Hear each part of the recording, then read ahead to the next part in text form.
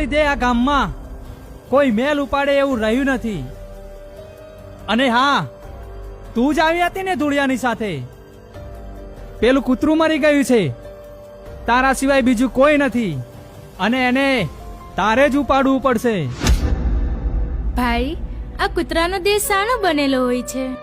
ચામડાનો. અને આપણો? ચામડાનો. તો ભાઈ, એ નાતે તો તમે પણ આ બોલાને એના અંતિમ સમય સુધીમાં યોગ્ય જગ્યાએ લઈ જઈ શકતા હતા ને? અરે અમે તો ઊંચું વરણ છીએ, એ કામ અમારા નહીં, એ કામ તો તમારા. અને કૂતરું મરી જાય ને તો એને ફેંકી દેવાનું હોય, એમાં વળી શું વ્યવસ્થા? ભાઈ, મેં તો જોયું છે કે આ કૂતરાને સૌથી વધુ લાડ તો તમે લડાવતા હતા.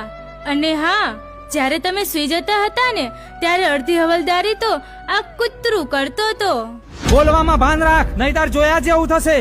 ઉપાડે કૂતરાને.